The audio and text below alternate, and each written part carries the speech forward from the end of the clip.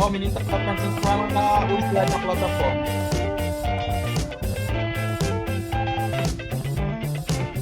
Quem é Gabriel de Informática 3, é esse que Gabriel, hein? Começamos, né, pessoal? Já tá gravando, vocês estão já aparecendo em tudo aí. No meu Não canal. falem besteira. Não falem besteira. Deixa eu botar aqui vocês para aparecer. Pronto, agora vocês vão aparecer na gravação, tá? Coisa Precisa chique. abrir a câmera? Precisa abrir a câmera? Não, porque senão vai assustar o povo. É verdade. Tem que ser uma coisa Introduz, bonita. vai. Então, introduzindo aqui o conteúdo, primeiro, bom dia, né? Bom dia a todos e a todas. A vinheta. A vinheta já tocou, Satanás. Mas, continuando. Eu não vou poder ficar acompanhando vocês aí no chat, porque eu vou colocar aqui em tela cheia. Então, se tiver alguma dúvida, alguma coisa, aí vocês ligam o microfone e fala aí a pergunta. Se tiver alguém com dificuldade também de entrar, aí Geilson tenta resolver. Se Geilson não conseguir resolver, alguém liga o microfone, que aí eu vou tentar colocar a pessoa na conversa. Tá certo? Posso começar? Ainda bem que ninguém respondeu. Lá vai. Com força devagar. Do jeito que você quiser. Muito bem. Então a revisão bimestral. Pessoal, como a gente não terminou, né, o conteúdo que a gente tinha introduzido em ADM e informática, que era a Primeira Guerra Mundial, a gente já tinha introduzido, né? Não deu tempo a gente terminar, então eu achei por melhor, conversando com o professor Geilson, deixar só a Primeira República e Revolução Industrial, que foi o conteúdo que a gente trabalhou no aulão, né? No simulado, o Revolução Industrial, a gente trabalhou no aulão. Então, vai ficar esses dois conteúdos, tá certo? Essa aula está sendo gravada, vai passar no YouTube. Então, primeira coisa sobre a República. Olha esse negócio aqui. Bem, a República, primeira coisa, ela ficou conhecida como a República da Espada. E por quê? Porque o exército, quem estava à frente, estava no poder, né? Para algumas pessoas é tida como um golpe militar, né? Porque os militares é quem vão estar à frente, Deodoro e o outro, o Marechal Deodoro e o outro lá, Satanás, que eu esqueci o nome agora. Eles quem vão estar, pronto, esse Satanás mesmo, vão estar à frente do movimento, mas claro que numa retaguarda havia toda uma sociedade por trás, né? Toda uma classe, a classe dos grandes proprietários de terras, produtores de café, os produtores de leite do Brasil. Então eles vão estar a par desse movimento. O povo em si, o povão, esse daí estava sem nem saber que dia era, né? Não sabia nem o que era que estava acontecendo. A República chegou e o pessoal estava sem saber nem o que diabo era que estava acontecendo. De boa em casa, né? Então, inicialmente, né, esses primeiros anos foram anos de adaptação. Então, eles ainda estavam sem saber como era que ia ser a coisa, né? Estavam tentando adaptar o conceito de república, né, ao Brasil. Então, a gente tem que entender isso também, que a República Brasileira ela tem suas especificidades, suas características próprias. Né? É muito complicado você querer comparar a nossa república com outros países, né? Porque aqui foi adaptado ao nosso jeitinho brasileiro, né? E essa adaptação ela vai passar por muitas crises, muitos conflitos, né? E os principais, né? A principal delas foi uma crise econômica, que foi a do encilhamento. E o que foi o encilhamento? Aqui no Ceará, aqui no Nordeste, aqui na nossa região, né, o povo não diz assim, eu vou encilhar o cavalo. Né? Na verdade, o povo diz assim, eu vou selar o cavalo. Então, trazendo para o nosso cearense, nordestino, encilhamento seria selar o cavalo. E por que ganhou esse termo?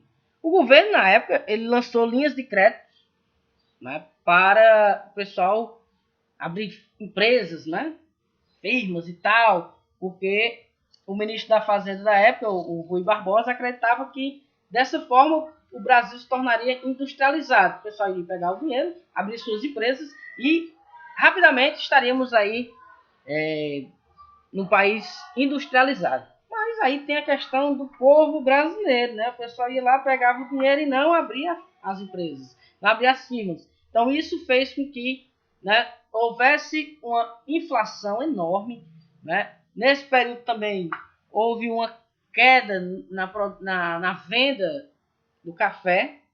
Então houve uma crise do café no Brasil e a queda no preço do café, a queda do valor do dinheiro, né? O dinheiro da época, o dinheiro brasileiro, foi totalmente desvalorizado. Então, o pessoal abriu a empresa só de fachada, pegou o dinheiro e gastou com outras coisas. É tipo o pessoal faz no Banco do Nordeste, né?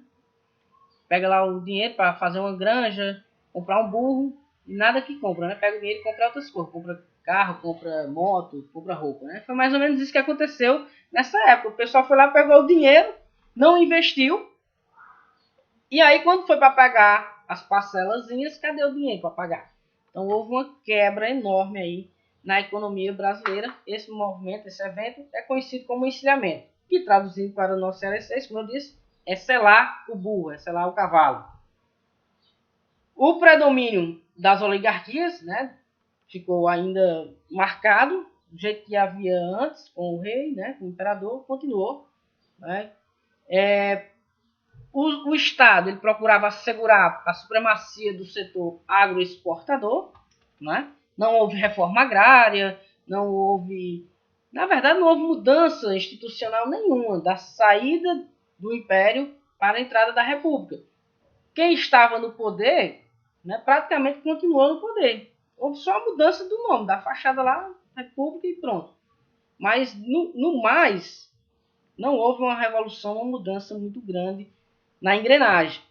A sociedade, essencialmente agrária, o pessoal está no sítio, do sítio para o sítio, marcada pela concentração da terra e do poder político local e regional. Então, aquele senhor, né, aqueles senhores ricos, eles vão comandar os seus locais, os seus currais eleitorais. Geis, quer acrescentar alguma coisa? Senão a gente passa adiante.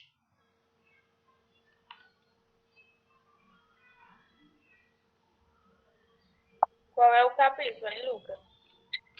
Capítulo, República, Primeira República, deixa eu olhar aqui no livro o capítulo, número, né? Primeira República, você vai ver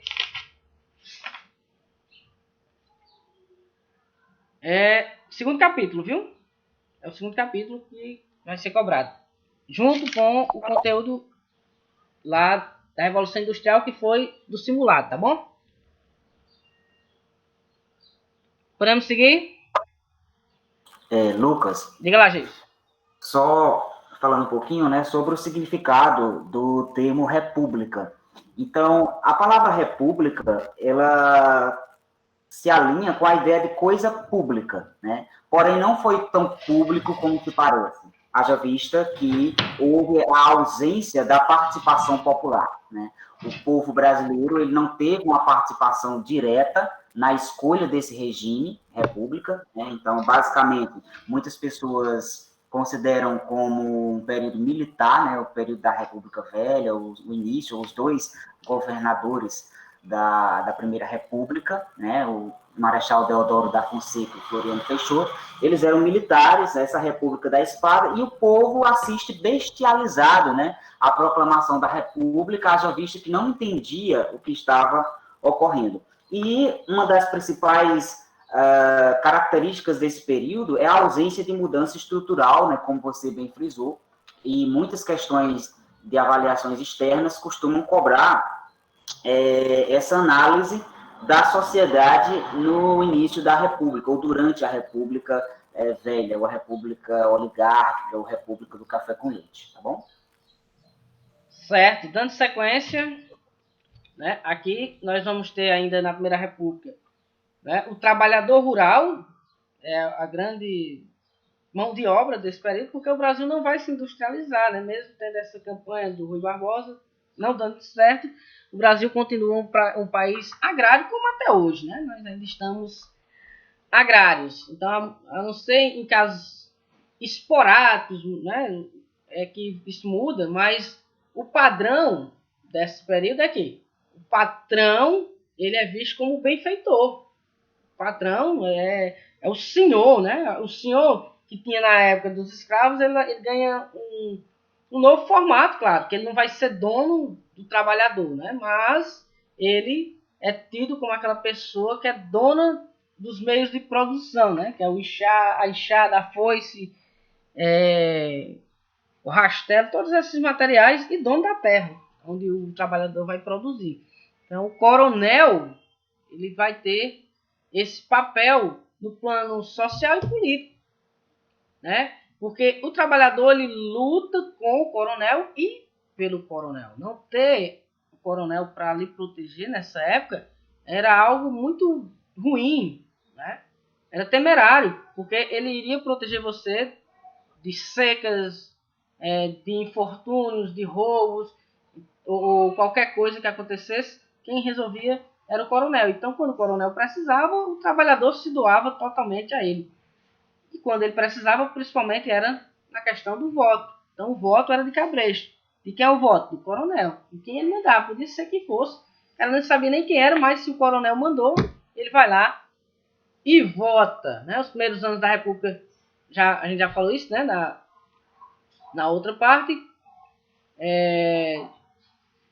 do encilhamento, foi uma crise que atingiu o Brasil com fruto da desastrosa política econômica, né, praticada por Rui Barbosa, e gerou desvalorização da moeda e o crescimento da inflação. Então, as pessoas elas quase que passaram fome, muitas passaram fome, na verdade, nesse período, porque a gente não tinha uma política de assistencialismo, né, nesse período. Tu vai disponibilizar esse slide pra gente? Vamos disponibilizar o slide e o vídeo. Ainda também na Primeira República, claro, ela teria que mudar a Constituição, né? Ter uma Constituição, ter uma lei para que todos estivessem enquadrados nesse novo modelo, né, institucional que era a República. Então, veja, a primeira Constituição ela foi elaborada em 1889. E só foi promulgada, né, em 2 anos, né? Praticamente 2 anos, só em 1891 é que ela passou a valer. Por quê? Porque havia muita embate entre os militares. Ainda não havia muita certeza entre eles, né? Deodoro e Floriano e aquela coisa toda. Além disso, havia um descontentamento dos civis que apoiaram todo esse movimento, né?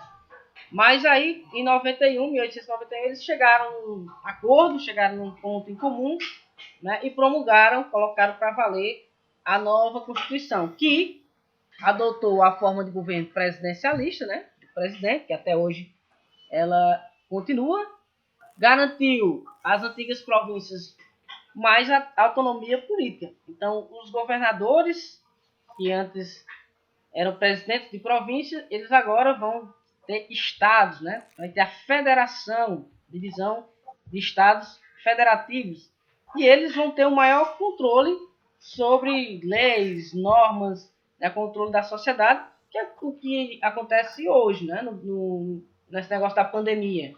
Mesmo quando o presidente da República, né, queria impor lá, da forma dele, as normas a serem cumpridas, né, o STF decidiu, não, essa tomada de decisão é dos estados. Então é mais ou menos essa ideia de haver uma autonomia do Estado, né, para o controle de algumas coisas e a tomada de ações. Então essa ideia, essa premissa vem desde a Primeira República, né, desde a primeira Constituição, na verdade, brasileira, até a que nós temos hoje. Temos várias outras constituições. Alguma dúvida? Lucas, Diga lá, gente. falando um pouquinho da Constituição, né? algumas pessoas até têm dúvidas com relação ao uso, né, da Constituição, ou a necessidade de uma Constituição, para que serve, né? A Constituição, ela traz uma certa legitimidade, né, diante das ações ou atitudes de quem está no poder.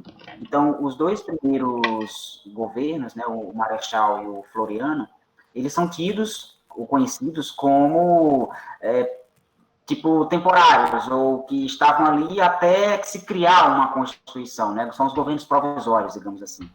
E a Constituição dá um norte para a República, né?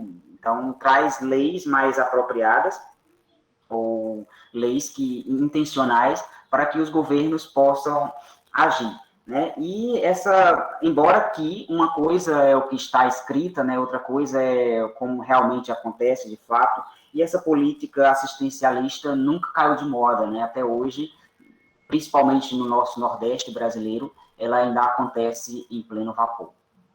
E é interessante essa fala de Jailson, porque assim, só é ilegal, só é errado o que não está na lei. Então, se tiver na lei, é totalmente legal. Mesmo que seja, assim, imoral, né? O que esteja lá. Mas, pra gente ver, é como Jesus disse, quando está na lei, é normatizando, é dizendo como é que deve ser feito. Né? Então, se está na lei dizendo algo que é permitido você fazer determinada coisa, né? Então aquilo ali, você não está cometendo crime nenhum se fizer. Entendeu?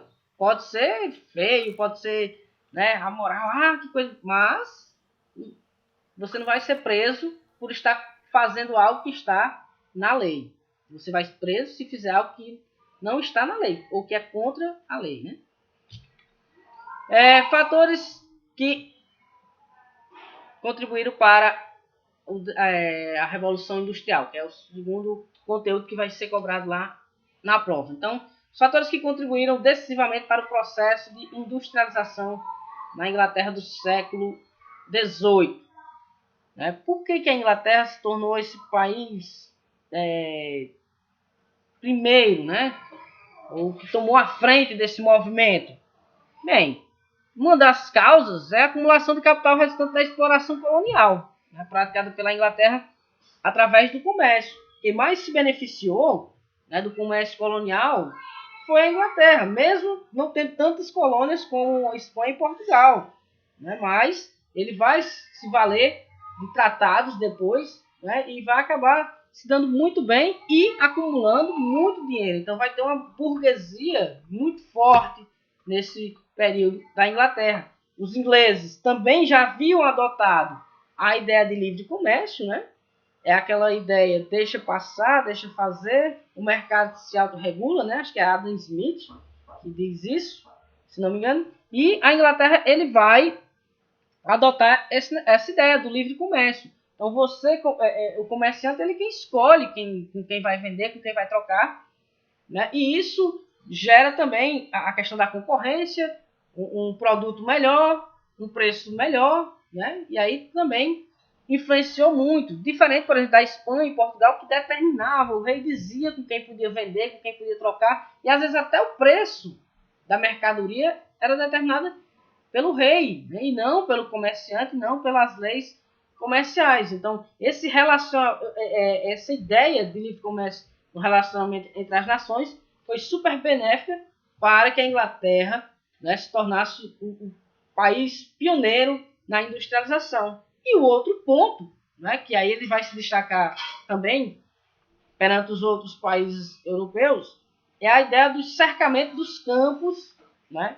Antes, no feudalismo, era comunal, né, era de todos, e aí vai passar a ter dono, que era comunal, e essas pessoas que moravam nessas terras, eles vão ser expulsos, né? Vão ser mandados embora, e aí eles vão se deslocar para os centros urbanos. Então vai haver uma migração de massas camponesas do campo para a cidade, o êxodo rural. Né? E aí eles vão ser levados para essas novas cidades. Aí Londres, né, vai ter um boom populacional de 50 mil, e em 10 anos passa a 3 milhões, né?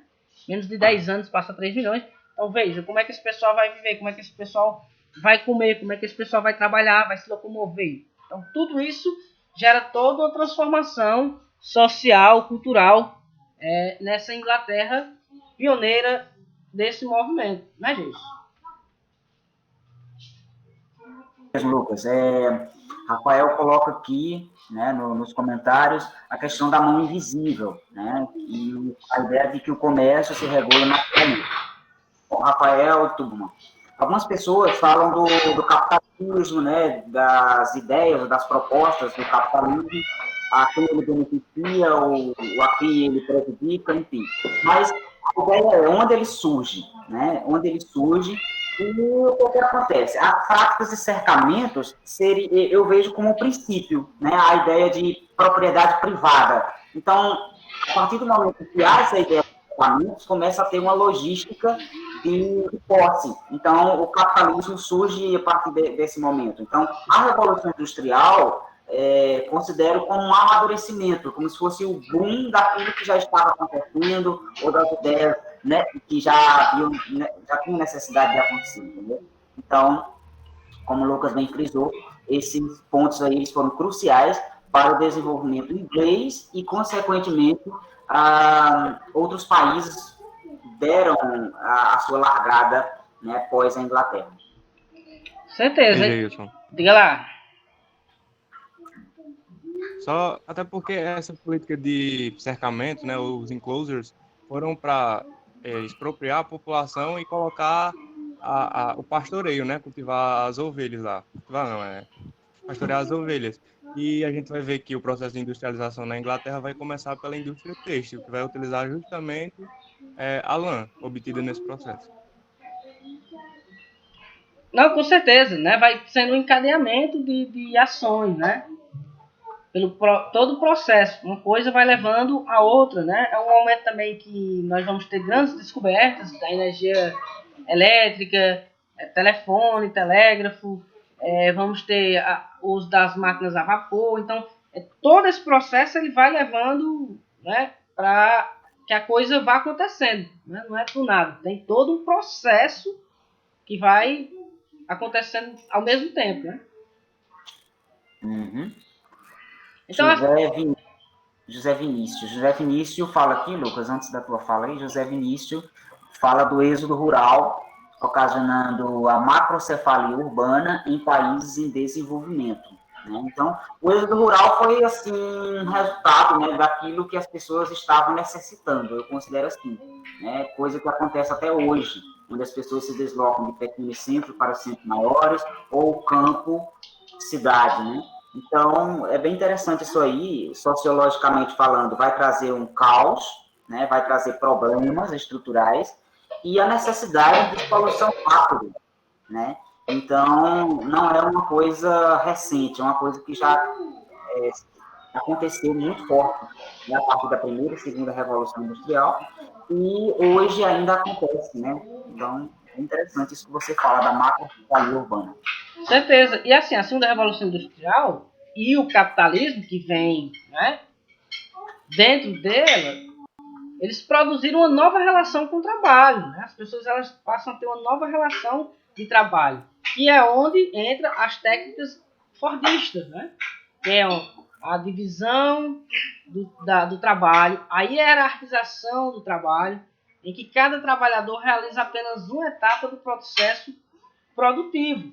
E isso barateia, né, o produto, né, e também acaba gerando também uma concorrência maior, né? Você pega qualquer celular da gente aí, você pega a tecnologia, o programa, o software é de um país, o teclado é de outro, a bateria é de outro, e tudo isso é levado para outro país, onde é montado e distribuído para todo mundo, né? Então, assim, fragmentação do trabalho, da relação do trabalho, né? Você pega uma pessoa que trabalha lá fazendo Hilux.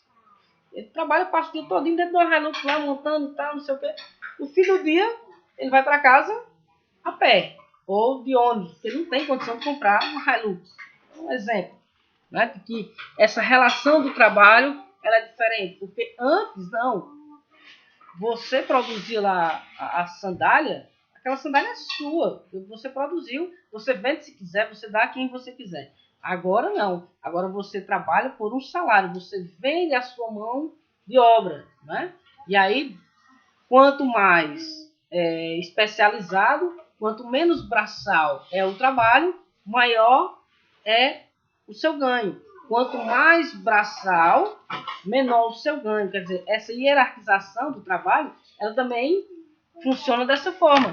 No retorno financeiro que você vai ter, né, dentro da sua mão de obra, daquilo que você contribui na produção daquilo que você trabalha. Geilson? Ok, Lucas. Então, é isso interessante, gente. O trabalhador inicial, ele fica cada vez mais distante do trabalhador final, né? Essas etapas de produção. Então, no final do mês, o trabalhador ele não tem dinheiro para comprar o produto que ele mesmo produziu, né? Isso é bem gritante.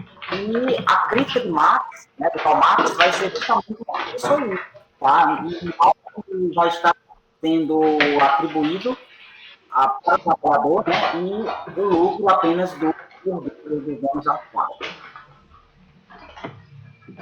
Alguma dúvida, pessoas? Não, tá bom. Pessoal, algum comentário? Fala mais um pouco. Falar sobre o quê? Sobre a produção. A indústria fordista, é isso? Fordismo? É. É porque assim, é o seguinte, o Fordismo é um modelo, uma forma idealizada por Henry Ford, né? Que ele prega por duas coisas, né? A massificação do trabalho, quer dizer, a ideia de massificar é que a pessoa deve trabalhar com horários e normas e metas a serem cumpridas. Aí ele pega e fragmenta, ele divide o trabalho, porque antes, por exemplo, se a gente fosse fazer aqui uma sandália de couro, então o cara ia lá, comprava o couro, trazia para casa, cortava o couro, né, costurava, deixava toda a sandália pronta e ainda ia vender, ainda ter que vender. No modelo fordista, não. Quando vem o couro, uma pessoa corta, a outra costura, a outra pinta e a outra vende. Então, há uma fragmentação, uma divisão. E, o melhor, uma padronização desse trabalho. Então, você chega, por exemplo, numa festa. E se você tirar todas as placas das motos que tiver lá no estacionamento, você chega e tira as placas. É só para frescar mesmo com a cara do povo. Tira as placas. Que provavelmente o pessoal não vai saber qual é a sua moto, porque elas praticamente são todas iguais. Né? Só se tiver uma raladura, um negócio ou outro. Então, o Fordismo, além dessa divisão do trabalho, ele massifica também, ele traz essa ideia do padrão, tudo padronizado, da mesma cor, do mesmo modelo. Então, as pessoas, eles tendem a encontrar, né, a querer o que é igual. Né? Se você for ver, praticamente todo mundo veste a mesma roupa, o mesmo calçado. Então, isso tudo massificado. Né? Então, essa é a ideia fordista por trás dessa revolução industrial. Quem tem alguma dúvida? Eu. Diga lá. Dentro da Primeira República do Brasil, explica um pouco sobre o projeto republicano liberal, o projeto republicano jacobino e o projeto da República Positivista, por favor. Mas isso aí não vai cair, não. Não. Quem foi que perguntou? Foi Rodrigo? Foi. Foi sim.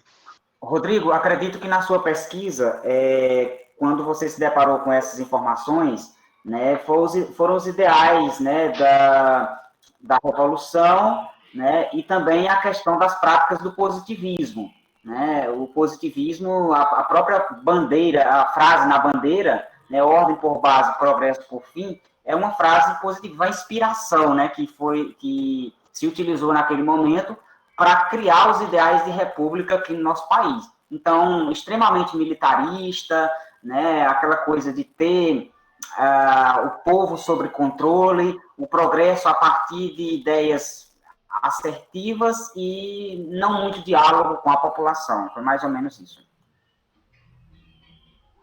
Obrigado. E também, assim, essas ideias elas ficavam sendo confrontadas, né? Não havia uma unanimidade do modelo a ser seguido, né? Então eles ficavam dentro da República e até hoje, né? Há vários núcleos que pensam diferente, partidos, direita, esquerda, centro, deitado, em pé e tal. Então, mas essa ideia republicana, desses ideais, eles vão estar sempre em embate, né? Mas quando um chegar ao poder, né? Tenta colocar seu modelo, aí o outro vem e toma, e assim vai girando a roda, né? Vai o ciclo dentro da nossa história. Alguma dúvida? Alguém quer mais perguntar alguma coisa?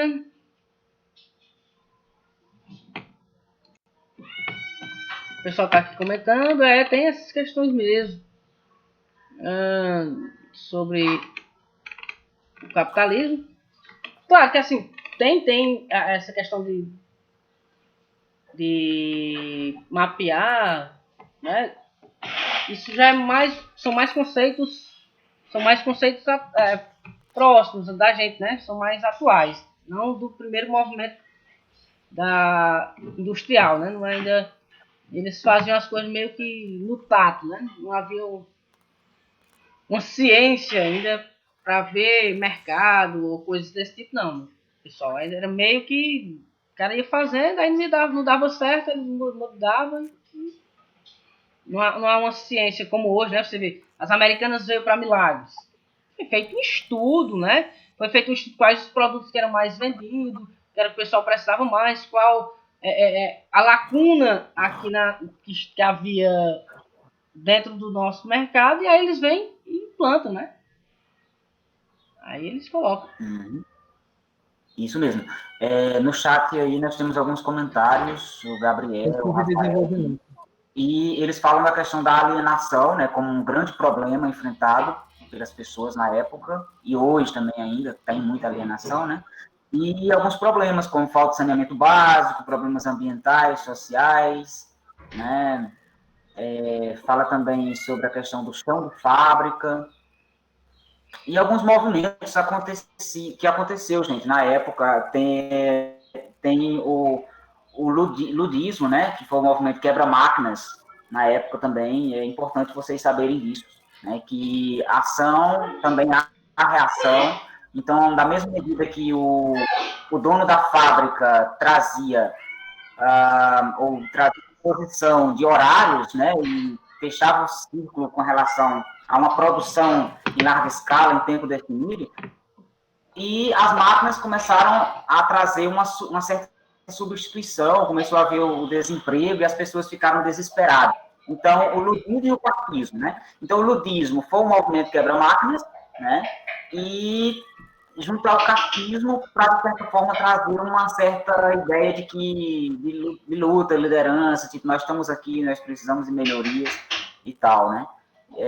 De volta e meia a gente vê várias questões que envolvem isso aí, viu, gente? Só uma dica, você quando for estudar, os que mais caem aí no Enem, eu sei que muita gente está estudando, mesmo diante das dificuldades enfrentadas, mas existem conteúdos que são bem chavões, assim, que puxam o outro e que cai sempre, né, alguma coisa relacionada, tá bom? Isso. Gustavo, oi, Rafael. Só colocar um adendo aqui também, que é a questão das relações de trabalho, né? Porque naquela época não existia nenhum tipo de lei trabalhista, muito longe do que a gente tem hoje, e a exploração demasiado, principalmente de mulheres e crianças, para baratear a mão de obra, né? Que era um dos principais problemas da época. Verdade. Quando você alinha a produção industrial junto à história do Brasil, as leis trabalhistas, aí você chega no ponto Getúlio Vargas, né? E foi um dos que criou a ideia do CLT, trouxe as diversas regulamentações de horários, férias remuneradas e a inserção da mulher no mercado de trabalho. Eu estou falando em termos de regulamentação aqui no Brasil. Porém, a mulher já se inseria em diversos outros momentos na história por conta dessa coisa do que o homem estava na guerra, muitos homens estavam morrendo, e as mulheres tiveram também papel na mão de obra, né, nas indústrias. E crianças também, porque as crianças elas eram rápidas no aprendizado, elas eram pequenas, poderiam entrar nas máquinas, limpar as máquinas, fazer uma série de outras coisas com maior facilidade em relação aos adultos. Então, foi um aproveitamento, digamos assim. E a questão da mais-valia também é abordada por Marx, né? Sim, sim. A mais-valia, a mão invisível, né? Ou as horas de trabalho que não é paga ao trabalhador, né? A segregação socioespacial, Gustavo aí falando, né? A gentrificação. Essa segregação, gente, essa questão do espaço, né? O número de favelas aumentou bastante. As favelas, elas não eram na periferia, né? As favelas, o significado de favelas, né? Casas mal projetadas, digamos assim. Então, elas eram no centro, junto à fábrica. O trabalhador ele não tinha tempo para deslocamento. Então, praticamente, ele morava no terreiro da fábrica. Então, era uma questão de comodidade. As favelas, elas só foram tiradas do centro e colocadas em um espaço mais afastado, né, que a gente chama hoje de periferia, por conta dessa ideia do embelezamento, essa ideia da urbanização, essa projeção, essa belle époque, né, uma bela época de prosperidade. Então, o resultado foi a retirada dessas pessoas do centro para dar lugar às avenidas, para dar lugar às praças, enfim, o embelezamento, né? Então, isso, inspiração ao estilo Paris, né? Estilo modelo europeu. Isso mesmo. Mais alguma coisa, pessoal? É isso aí, gente. Muito boa a participação aí. Tem frequência, hein? Não, a gente não Rapaz, fez não, porque quem faz é o pessoal da gestão e eles estão nas reuniões hoje, na CRED. Aí, mas o importante é que vocês estão aqui. gente, ó, o link gerador de frequência, Flávio, eu não sei gerar esse link, mas ó, o importante é que vocês estão aqui, estão aprendendo alguma coisa, estão se esforçando, entendeu? E a gente está vendo isso. Podemos encerrar? Não. Não? A vinheta final. Pois então vamos terminar com a vinhetazinha. Né, Breno? Gabriel só veio pela vinheta. Como é, Lucas? Eu vou colocar a vinheta para terminar. Coloca a introdução.